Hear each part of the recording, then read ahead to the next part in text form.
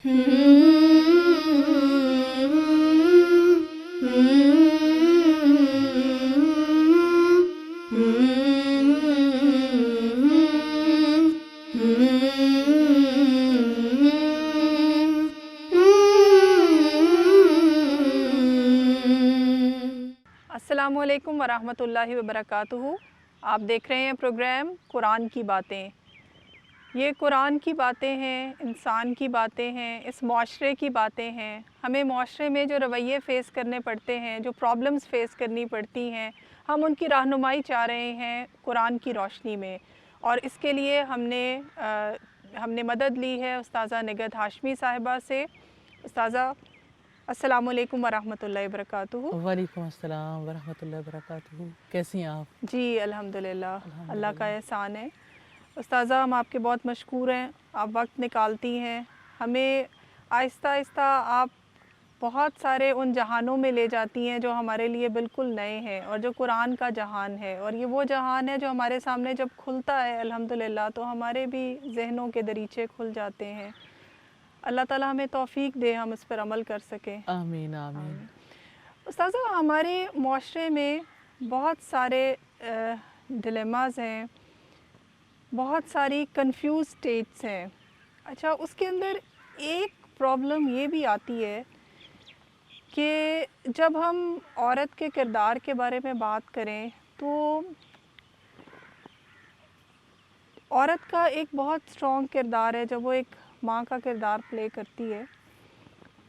उस किरदार के हवाले से बहुत सारे मसाइल जो हैं वो नॉर्मली अमूमी तौर पर हमें सुनने को मिलते हैं।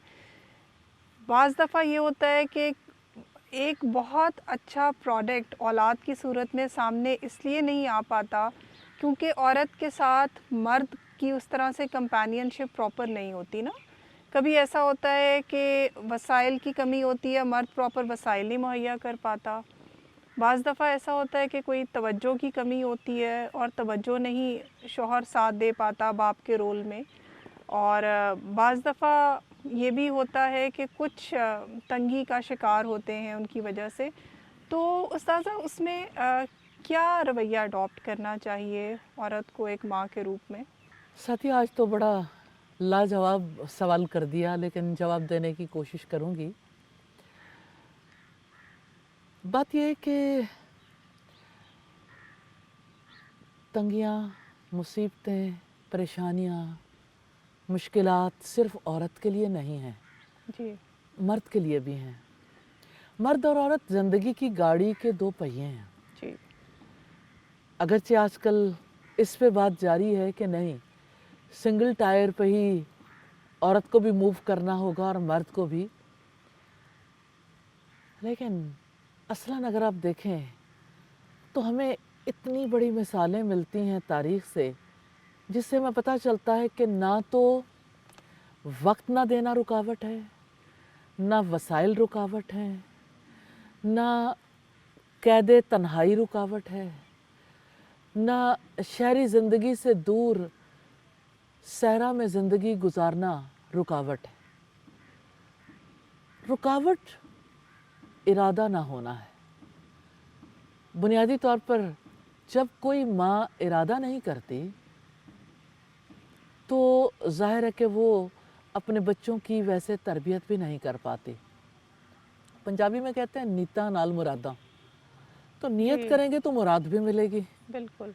और अगर कोई इसे अपनी रिस्पॉन्सिबिलिटी समझ ले, अगर कोई इसे अपनी ज़िम्मेदारी समझे और अपने आप को अल्लाह ताला के आगे इस हवाले से अकाउंटेबल समझे, तो उसके लिए मुश्किल नहीं रह जाता। अल्लाह ताला की मेहरबानी से, उसकी दी हुई तौफीक से, अल्लाह ताला की रहमतों से उसके लिए इम्कानात पैदा हो जाते हैं। जो चीज़ सबसे ज़्यादा काम आने वाली है वो यकीन है, अल्लाह ताला की ज़ात पर यकीन। अल्हम्दुलिल्लाह। और जो अल्लाह ताला की ज़ात पर यकीन करता है उसको हर दम अल्लाह ताला के साथ होने का एहसास रहता है। जी इन्नमा या रब्बी सयहदीन, बेशक मेरा रब मेरे साथ है, वो मेरी रहनुमाई करेगा। जी बिल्कुल। ये यकीन इंसान को चलाता है। मुझे बहुत ज़्यादा मौका मिला सईदा हाजरा की ज़िंदगी को स्टडी करने का। میں جب ان کی زندگی کے بارے میں پڑھتی ہوں مجھے لگتا ہے کہ تشنگی اور بڑھ جاتی ہے، دل جی چاہتا ہے کہ اور گہرائی سے جا کے جائزہ لیں۔ کیا چیز تھی جس نے انہیں ہسبینڈ کا ہر حال میں ساتھ دینے پہ مجبور کیا؟ تاریخ میں اور بھی بہت سی خواتین ہیں، جی لیکن ایسی سچویشن میں ہمیں جو خاتون سب سے بلند قامت نظر آتی ہیں وہ سیدہ ہاجرہ ہیں۔ جی سیدہ ہاجرہ کو ہم دیکھتے ہیں کہ وہ سہولیات سے محروم کر دی گئی تھیں۔ اللہ تعالیٰ کا فیصلہ تھا، اس کی تقدیر۔ کس طرح سے عراق سے مکہ کی بیاب و گیا وادی میں انہیں چھوڑا گیا، شکوہ نہیں کیا جی کس کے سہارے چھوڑے جا رہے ہیں، یہ شکوہ نہیں کیا کب لوٹ کے آؤ گے، کیوں تنہا چھوڑے جا رہے ہو، یہ شکوہ نہیں کیا جی کہ یہاں پر میری کیا مصروفیت ہوگی، مجھے کون سا ساتھی، کون سے دوست، کون سے رشتہ دار، کون سے افراد جو ہے میری ہیلپ کریں گے۔ جی میں اپنی چشم تصور میں جب اس صحرا میں پہنچتی ہوں تو مجھے حیرت ہوتی ہے کہ جہاں دن گزارنا انسان کے لیے امکانات میں سے نظر نہیں آتا، وہاں کیسے راتیں گزارتی ہوں گی وہ۔ سیدہ ہاجرہ کو میں دیکھتی ہوں کہ جس وقت انہیں صحرا میں چھوڑا گیا، ابراہیم علیہ السلام پلٹ کر واپس جانے لگے بوجھل قدموں سے اللہ تعالیٰ کے حکم کے مطابق، تو سیدہ ہاجرہ آگے بڑھتی ہیں، صرف ایک سوال کرتی ہیں، کس کے حکم سے چھوڑے جا رہے ہو؟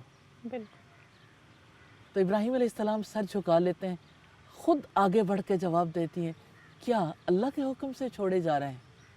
اور ابراہیم علیہ السلام جب مثبت جواب دیتے ہیں، ہاں میں جواب دیتے ہیں، تو وہ کہتی ہیں کہ پھر اللہ ہمیں کبھی ضائع نہیں کرے گا۔ یہ اتنی بڑی بات ہے، اتنا بڑا یقین ہے، اسٹرانگ ہے نا، ایمان کی قوت نظر آتی ہے ایمان کی اس میں۔ قوت ہے۔ آپ یہ دیکھیں کہ یقین کس بات پر ہے کہ اللہ تعالیٰ ہمیں کبھی ضائع نہیں کرے گا۔ صحراؤں میں لوگ ضائع ہی تو ہو جاتے ہیں، بالکل ان کا وقت ضائع، ان کی صلاحیتیں، ان کی قوتیں، ان کا سب کچھ ضائع ہو جاتا ہے، انہیں تو اپنی زندگی کے ضائع ہو جانے کا خوف لاحق ہو جاتا ہے۔ اور ایک بے خوف عورت وہاں سے واپس پلٹتی ہے، اسے پتہ ہے کہ مجھے تنہا رہنا ہے، اسے پتہ ہے کسی نے میرا ساتھ نہیں دینا، اسے پتہ ہے کہ میرے وہ وسائل جو ایک مشک پانی اور ایک پوٹلی کھجوروں کی صورت میں ہے، یہ وسائل ختم ہونے والے ہیں۔ لیکن اسے یہ پتہ ہے اللہ تعالیٰ کا ساتھ کبھی چھوٹنے والا نہیں ہے۔ وہ سکون سے واپس جاتی ہیں، کیا ہی وہ منظر ہوگا، نیلے آسمان تلے صحرا میں بیٹھی عورت اپنے بچے کو دودھ پلاتی ہے، لوریاں سناتی ہوگی۔ میں سوچتی ہوں ریت ہی ان کا بستر تھا، ریت ہی ان کا تکیہ تھا۔ بالکل اللہ اکبر۔ آج کے دور میں تو سوچنا محال جی، ہے۔ لیکن آپ یہ دیکھیں اللہ تعالیٰ نے پیور فطری نظام میں انہیں رکھا۔ الحمدللہ رات کو آسمان پر چمکتے تارے دیکھتی ہوں گی، چاند کو دیکھتی ہوں گی، پھر جب اندھیری راتیں آتی ہوں گی اس وقت ان کی کیا کیفیت ہوگی، چاندنی راتوں کو کیسے انجوائے کرتی ہوں گی، پھر جب سورج نکلتا ہوگا کسی سایہ دیوار، کسی سایہ مکان کے بغیر کیسے اس دھوپ میں انہوں نے وقت گزارا ہوگا۔ اور میں یہ بھی سوچتی ہوں کہ ان کے پاس کون سے کپڑے تھے، کون سا بستر تھا اور کون سے برتن تھے، لیکن انہیں ان چیزوں کی تمنا نہیں تھی۔ جو کچھ ان کے پاس تھا انہیں صرف اس کی فکر تھی۔ ایک بچہ آج دنیا دیکھتی ہے، ماؤں کے لیے وہ ماں بھی مثال ہے، اس کا بچہ بھی مثال ہے۔ ہر طرح کے مسائل کو فیس کرنے کے باوجود کس طرح وہ ماں اپنے بچے کو محرومیوں میں اللہ تعالیٰ کا قرب سکھاتی ہے، کیسے وہ اسے نمازی بناتی ہیں، جی کیسے وہ اسے توکل سکھاتی ہیں، صبر سکھاتی ہیں، کیسے اللہ تعالیٰ کا شکر گزار بنانے کی کوشش کرتی ہیں۔ اس بچے نے بھی اپنی ماں کو دیکھا تھا۔ سیدہ ہاجرہ کا جو توکل تھا، مجھے بہت خوبصورت بات لگتی ہے، ضرور کرنا چاہوں گی۔ شیخ ابوبکر جابر الجزائری اپنی کتاب حاذ الحبیب محمد یا محب میں لکھتے ہیں، نبی صلی اللہ علیہ وسلم کے حالات بیان کرتے ہوئے اور آپ کی خصوصیات بیان کرتے ہوئے کہ جڑوں کی خوشبو شاخوں میں آ ہی جایا کرتی ہے. ماشاء اللہ کتنی خوبصورت اللہ بات ہے. اکبر. اللہ اکبر. اور وہ کیسی جڑ تھی. اس بستی کا نام ام القریٰ رکھا گیا ابتدا میں، بستیوں کی ماں. ہاں اسے ایک ماں نے بسایا تھا. اللہ تعالیٰ نے زمزم عطا کیا، اس کی بھی ایک طویل سٹوری ہے. جی زمزم ملا تو کس طرح سے ارد گرد والوں نے، کہیں بھی ارد گرد کون تھا، ظاہر ہے ان کے ارد گرد مجھے ایسا فیل ہوتا ہے کہ انہیں فرشتوں کا ساتھ نصیب ہوا. اور کیسے یعنی دنیا میں تو لوگوں کی دوستیاں جن لوگوں سے ہوتی ہیں ان کے کتنے اثرات مرتب ہوتے ہیں، لیکن میں چشم تصور سے دیکھتی ہوں کہ وہاں فرشتوں کی رونق ضرور ہوگی، وہاں فرشتوں کا ساتھ انہیں ضرور نصیب ہوا ہوگا. الحمدللہ. اور کتنا الحمدللہ. پیارا ساتھ ہوگا جی. وہ. اور پھر یہ کہ جس طرح سے انہوں نے اس سرزمین پر اپنا کردار ادا کیا، جب اللہ تعالیٰ نے پانی دیا، قبیلہ بنو جرہم کے لوگ آئے جی اور انہوں نے چاہا کہ اس علاقے میں جا بسیں، تو کس طرح سے ان کے ساتھ معاہدہ کیا کہ پانی پر میرا حق ہوگا. آج اس قداوت شخصیت کو ساری دنیا کے لیے اللہ تعالیٰ نے مثال بنا دیا. ایک عورت ہے جو ایسے شہر کی بنیاد رکھتی ہے جسے بلد امین کہتے ہیں. الحمدللہ. الحمدللہ. جہاں اللہ تعالیٰ کا سبحان پاک اللہ. گھر بنا. سبحان اللہ. یہ ایک عورت کا مقام ہے مالک دو جہاں کے نزدیک، بالکل. کہ جب وہ عورت یقین کی منزلوں سے گزری تو کس طرح سے اس کے لیے اپنے بچے میں وہ یقین ٹرانسفر کرنا ممکن ہوا. الحمدللہ. جب وہ خود توکل اختیار کرتے ہوئے آگے بڑھی تو بچے کے اندر بھی وہی توکل آیا. جب انہوں نے خود صبر کیا تو بچے کے اندر بھی وہی صبر آیا. وہ ڈیزرٹ سکول تھا جس کی سنگل ٹیچر تھی. ایک ٹیچر جو ماں بھی ہے، ایک ٹیچر جو اپنے بچے کو اعلیٰ اخلاق، اعلیٰ آداب سکھاتی ہے. سچ کہا تھا اقبال نے، یہ فیضان نظر تھا یا کہ مکتب کی کرامت تھی، سکھائے کس نے اسماعیل کو آداب فرزندی. سبحان اللہ. میں کہتی ہوں کہ یہ نہ تو کسی کی نظر کا کمال تھا، نہ ہی وہاں پہ ماں کے سوا کوئی مکتب تھا، نہ ہی وہاں پہ کوئی اور سورس تھا. آداب فرزندی سکھانے والی وہ ماں تھی. ساری دنیا کے لیے مثال، بہترین تربیت کرنے والی ماں. اللہ تعالیٰ ہمیں فالو کرنے کی توفیق عطا فرمائے. آمین آمین. استاذہ بہت پیاری بات آپ کر رہی ہیں کہ ایک عورت کو اللہ نے وہ مقام دیا کہ اس نے ایک شہر آباد کیا اور پھر اس کے بعد جس طرح سے اپنی اولاد کو پروان چڑھایا. انشاءاللہ تعالیٰ ہم آپ سے آگے بھی ضرور اس کے بارے میں سنیں گے. ایک بریک پہ ہم جانا چاہیں گے. انشاءاللہ تعالیٰ ملتے ہیں بریک کے بعد.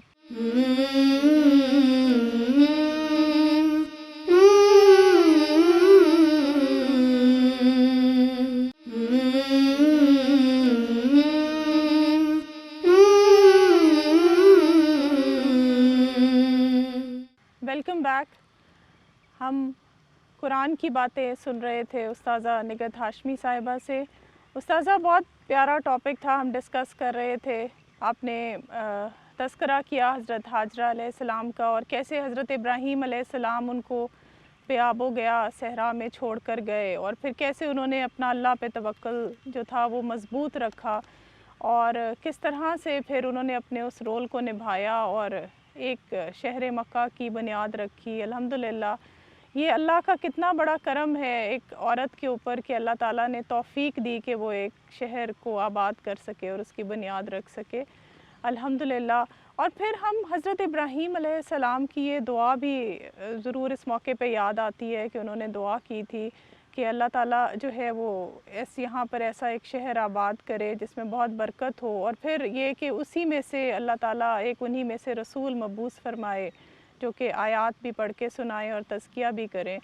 تو استاذہ یہ بتائیے کہ حضرت حاجرہ علیہ السلام کا جو رول تھا جس کے بارے میں آپ ابھی بات کر رہی تھیں، اس کا اس دعا کے ساتھ کیا کنیکشن ہے جو آپ فیل کرتی ہیں؟ سعدیہ دیکھیں، مجھے قرآن حکیم کی وہ آیت یاد آتی، ان الصفا والمروۃ من شعائر اللہ. اس آیت پہ غور کریں تو بہت ساری باتیں سمجھ آتی ہیں۔ بے شک صفا اور مروہ اللہ تعالیٰ کی نشانیوں میں سے۔ کبھی سوچا کہ صفا اور مروہ پہ ہوا کیا تھا؟ ایک عورت کی، سیدہ ہاجرہ کی بھاگ دوڑ ہے نا اپنی جی اولاد کے لیے۔ بالکل اسے پانی چاہیے تھا، لیکن وہ صرف پانی کے لیے نہیں بھاگی تھی، ان کی زندگی بچانے کے لیے بھاگی تھی، اپنے رب کے کیے گئے الہام سے بھاگی تھی۔ اور آپ دیکھیں کہ وہ بھاگ دوڑ اتنی امپورٹنٹ ہے کہ اسے حج کے مناسک میں شامل کر دیا گیا کہ مرد بھی فالو کریں گے، خواتین بھی فالو کریں گی۔ تڑپ تھی نا بہت۔ تڑپ کتنی بڑی ہے۔ اور پھر آپ یہ دیکھیں کہ ان مناسک کے حوالے سے جب ہم دیکھتے ہیں تو جب بھی وہاں لوگ پہنچتے ہیں، میں ضرور اس پہ غور کرتی ہوں تو سبز لائٹس کے دوران سب ستونوں کے درمیان مرد بھاگتے ہیں، بھاگ دوڑ کی یاد تازہ ہوتی ہے۔ سبحان اللہ، کیسا اور منظر ہوتا ہے وہ۔ کیا ہی منظر ہے، لیکن اصلاً وہ حضرت ہاجرہ کی یادگار ہے، اور اصلاً ساری دنیا کے لیے اللہ تعالیٰ نے ایک نشان بنا دیا کہ اولاد کے لیے کیسی بھاگ دوڑ کرنی چاہیے۔ میں عمومی طور پر دیکھتی ہوں کہ لوگ صفا مروہ پہ جاتے ہیں، کبھی یہ نہیں سوچتے کہ یہ کس چیز کا نشان ہے، جی کس طرح سے اس جگہ کو اللہ تعالیٰ نے شاعر اللہ میں شامل کر دیا۔ بالکل تو یہ دراصل اولاد کے لیے کی جانے والی بھاگ دوڑ کی مثال ہے، نشان ہے۔ مناسک حج میں اللہ تعالیٰ نے اس یاد کو شامل کر دیا، الحمدللہ۔ تو جہاں تک اس دعا کا تعلق ہے تو حضرت ہاجرہ کو اللہ تعالیٰ نے جو بیٹا عطا کیا تھا اسماعیل علیہ السلام، انہی کی اولاد میں سے محمد صلی اللہ علیہ وسلم نے جنم لیا۔ ابراہیم علیہ السلام نے دعا کی تھی، ربنا وابعث فیہم رسولا من انفسہم، کہ ہمارے رب انہی میں سے رسول مبعوث فرما دے، کیونکہ جانتے تھے کہ گھر بن جانا کافی نہیں ہے، گھر کو آباد کرنا ضروری ہے۔ بالکل اور اتنے طویل اور سینکڑوں برس کے بعد دعا پوری ہوئی نبی صلی اللہ علیہ وسلم کی صورت میں۔ تو آپ دیکھیں کہ ایک عمل ہے جو سینکڑوں برس پہلے ہوتا، نسلوں تک وہ عمل جاری رہتا، نسلوں تک کس طرح سے اللہ تعالیٰ نے اس عمل کو یادوں میں بھی رکھ دیا، اور کیسے لوگوں کے اعمال میں رکھ دیا کہ اب دنیا میں سے جو کوئی اس جگہ پہ پہنچتا ہے وہ اللہ کے گھر کا طواف کرتا ہے، لیکن صفا مروہ کی سعی بھی کرتا ہے۔ جو حج کرنا چاہے، عمرہ کرنا چاہے، بالکل مکمل نہیں ہے اس کے بغیر۔ جی بالکل نہیں ہے۔ تو نبی صلی اللہ علیہ وسلم اس دعا کے نتیجے میں تشریف لائے۔ آپ نے فرمایا تھا کہ میں اپنے باپ ابراہیم کی دعا اور اپنے بھائی عیسیٰ علیہ السلام کی نوید، ان کی دی ہوئی خوشخبری ہوں۔ بالکل تو آپ صلی اللہ علیہ وسلم نے جو کام کیا تربیت اولاد کے لیے، اپنے بچوں کی تربیت کے لیے، یہی سب سے بڑا کام ہے۔ تلاوت آیات، تعلیم کتاب، تعلیم حکمت اور تزکیہ نفس، یعنی اللہ کی کتاب کو، قرآن مجید کا پڑھنا، اس کی تعلیم حاصل کرنا، تعلیم دینا، اور اپنے بچوں کو حدیث کی تعلیم دینا اور ان کو پیوریفائی کرنا، یعنی ان کا تزکیہ کرنا۔ خوبصورت آپ نے بات کی ہے نا کہ 4 پوائنٹس پہ آپ تربیت اولاد کو لے آئی ہیں، الحمدللہ۔ اصل میں تربیت انسان کے پوائنٹس ہیں، اور اولاد کی تربیت بھی اسی میں آ جاتی ہے، الحمدللہ۔ بڑے ہوں یا چھوٹے، خاندان ہو یا معاشرہ، ایک ملک ہو یا پوری دنیا، تبدیلی کے لیے یہی 4 نکاتی ایجنڈا ہے۔ بالکل یہی بنیادی مقصد ہے رسالت کا، اور یہی مقصد انسانوں کی تبدیلی کی صورت میں اور نظاموں کی تبدیلی کی صورت میں پورا ہوتا ہے، الحمدللہ۔ الحمدللہ قرآن ہماری مکمل رہنمائی کرتا ہے نا اس بارے میں۔ تو ہمیں حضرت ہاجرہ علیہ السلام کی جب بات کرتے ہیں تو ہمیں ان کا رول نا ڈیفرنٹ نظر آتا ہے، ڈیفرنٹ ادوار میں۔ جیسے حضرت اسماعیل علیہ السلام جب چھوٹے ہوں گے تو تب ان کا رول شاید کچھ اور ہوگا، اور پھر ہم دیکھتے ہیں کہ جب وہ بڑے ہو جاتے ہیں تو کچھ اور ہم حضرت اسماعیل علیہ السلام کے کردار میں کچھ چینجز پھر دیکھتے ہیں۔ تو کس طرح سے انہوں نے ٹیکل کیا ہوگا ہر ان کا دور جو آ رہا ہے، اور شوہر جو ہیں وہ موجود بھی نہیں ہیں، ان کی کوئی سپورٹ بھی نہیں ہے، ان کی طرف سے کوئی توجہ بھی نہیں ہے، تو کیا ان کے لیے یہ مشقت نہیں ہوتی ہوگی؟ کیونکہ آج کل کی عورت یا ہم مائیں ہیں، مائیں جو ہے نا وہ ہر وقت یہی شکوہ ضرور کرتی نظر آتی ہیں کہ شوہر کا ساتھ اس طرح سے اویلیبل نہیں ہے جیسے ہونا چاہیے. تو انہوں نے کیسے ٹیکل کیا ہوگا پھر اس سارے سیناریو کو؟ سعدیہ، آپ خود بھی ایک ٹین ایجر بچے کی ماں ہیں، جی اور آپ خود بھی اس کو فیس کر رہی ہیں کہ ہسبینڈ کی مصروفیات ایسی ہوتی ہیں جس کی وجہ سے بچوں کو اتنا وقت نہیں ملتا، جی اور یقیناً پریشانی بھی ہوتی ہوگی کہ یہاں پر سپورٹ دے دیتے، یہاں پر سپورٹ دے دیتے. بالکل. لیکن حضرت ہاجرہ کے واقعے سے ہمیں پتہ چلتا ہے کہ دیکھیں، شوہر کی سپورٹ ہو یا نہ ہو، اللہ تعالیٰ کی مدد کافی ہے. اپنا فرض ادا کرنے کے لیے انسانی سہاروں کی تلاش میں نہ رہیں. سبحان اللہ. جو بہت کام خوبصورت کرنا ہے وہ کرنا ہے، بالکل. اللہ تعالیٰ کی ذات پر یقین کے ساتھ، اللہ تعالیٰ کی ذات پر بھروسے کے ساتھ، اس پر توکل کے ساتھ. تو حضرت ہاجرہ کی زندگی سے ہمیں توکل کی بہت بڑی مثال ملتی ہے. اور اللہ پاک نے فرمایا وہ ایسی جگہ سے رزق دے گا جہاں سے اس نے گمان بھی نہیں کیا ہوگا. وَمَن يَتَوَكَّلْ عَلَى اللَّهِ فَهُوَ حَسْبُهُ. جو اللہ تعالیٰ پر توکل کرتا ہے، اللہ تعالیٰ اس کے لیے کافی ہو جاتا ہے. تو ہمیں عملی زندگی سے مثال ملتی ہے کہ اللہ تعالیٰ کیسے اس گھرانے کے لیے کافی ہو گیا، ساری دنیا کے لیے اس گھرانے کو مثال بنا دیا.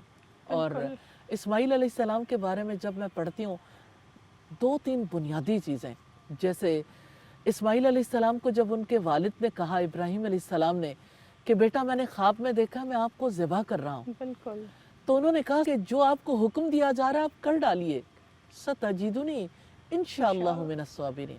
آپ یقیناً مجھے عنقریب مجھے صبر کرنے والوں میں سے پائیں گے. سبحان اللہ. ابراہیم علیہ السلام نے اپنے بچے کو دیکھا، اس کے صبر کو دیکھا، کیسے ان کی آنکھیں ٹھنڈی ہوئی ہوں گی، سکون اندر اترا ہوگا. میں یہ سمجھتی ہوں اس بات کو بھی نہیں بھولنا چاہیے کہ ابراہیم علیہ السلام رسالت کے مشن کے سلسلے میں مصروف تھے، تو اللہ تعالیٰ نے کیسے ان کی مدد کی، ان کی اولاد کے لیے ایک ایسے ماحول کا انتخاب کیا جہاں انٹرویننگ ویریبلز نہیں تھے، جہاں ارد گرد خیالات کو، سوچوں کو اچک لینے والے وسائل مہیا نہیں تھے. وہاں ایک ڈیزرٹ سکول تھا، صحرائی سکول، جہاں ایک ماں صدق دل کے ساتھ، پورے یقین کے ساتھ اپنے بچے کی تربیت کرتی ہے. استاذہ کتنی پیاری آپ نے بات کی نا کہ حضرت اسماعیل علیہ السلام نے اللہ کی فرما برداری بھی کی اور پھر اپنے والد کی فرما برداری بھی، اور اس کے پیچھے جو رول پلے کیا وہ حضرت ہاجرہ علیہ السلام نے جو ان کو ٹریننگ دی. الحمدللہ. تو کتنی پیاری خوبصورت بات ہے یہ. الحمدللہ. اللہ تعالیٰ کی توفیق سے، اس کے دیے ہوئے رزق سے، میں یہ سمجھتی ہوں کہ اپنے دل کو یہ سمجھانے کی ضرورت ہے اور ریئلی اس پہ بلیو کرنے کی ضرورت ہے کہ یہ اللہ تعالیٰ کا دیا ہوا رزق ہے. جی. جو ماں اپنے بچے کی تربیت کر لے وہ کامیاب ہے. اصل میں کامیاب عورت ہی وہ ہے، بالکل. حقیقتاً وہی امپاورڈ ہے. میں تو امپاورڈ مسلمہ سمجھتی ہوں سیدہ ہاجرہ کو اور ان خواتین کو جنہوں نے واقعی آنے والی نسلوں کی حفاظت کی ہے. الحمدللہ. کتنی پیاری آپ نے ٹرم دیا نا، امپاورڈ مسلمہ. الحمدللہ. ایک مسلمان عورت جو ہے وہی امپاورڈ ہوتی ہے جو اس کو صحیح طرح سے قرآن کی رہنمائی میں امپلیمنٹ کر سکے اپنی زندگی میں. الحمدللہ. استاذہ ہم آپ سے ضرور ریکویسٹ کریں گے آخر میں کہ آپ دعا کر دیجئے کہ اللہ تعالیٰ ہمیں حضرت ہاجرہ جیسا طرز عمل اپنی زندگیوں میں اپنانے کی توفیق دے. اللہ تعالیٰ سے دعا ہے سیدہ ہاجرہ کے بارے میں مزید جاننے کی اللہ تعالیٰ توفیق دیں. آمین. ہمیں ان سے محبت کی توفیق دیں، آمین. ان کے طرز عمل میں سے ایک چیز پر ہمیں غور و فکر کرنے کی توفیق دیں. آمین. آمین. اور اللہ تعالیٰ توفیق دیں ان کے اعمال کو سیکھنے کی، تربیت اولاد کے حوالے سے جیسے انہوں نے کام کیا، جیسے شوہر کے ساتھ وفا نبھائی، جیسے انہوں نے بحیثیت بیوی کے ایک بہت بڑا کردار ادا کیا. میں دعا کرتی ہوں اللہ تعالیٰ مسلمان خواتین کو ایسا ہی کردار ادا کرنے کی توفیق دے دے. آمین. آمین ثم آمین. جزاک اللہ خیر استاذہ. تو ہم دیکھ رہے تھے قرآن کی رہنمائی میں استاذہ نگہت ہاشمی کے ساتھ کہ کس طرح سے اللہ پر توکل اور اللہ پر ایمان جو ہے اس نے ایک عورت کو جو بے آسرا بھی تھی اور جن کے ساتھ نہ شوہر کا ساتھ تھا، نہ وسائل تھے، نہ ہی دنیاوی کوئی بھی آسائشیں تھیں، اس کے باوجود انہوں نے بہترین تربیت کی اولاد کی اور بہترین طریقے سے انہوں نے اپنی زندگی کو گزارا اور ہمیں ایک پریکٹیکل ایگزامپل دی کہ اللہ پر توکل اور ایمان ہمیں کس درجے تک پہنچا سکتا ہے ایمان پہ۔ اللہ تعالیٰ ہمیں بھی اس پر عمل کرنے کی توفیق عطا فرمائے۔ کسی اور ٹاپک کے ساتھ دوبارہ حاضر ہوں گے، اس وقت تک کے لیے اللہ حافظ۔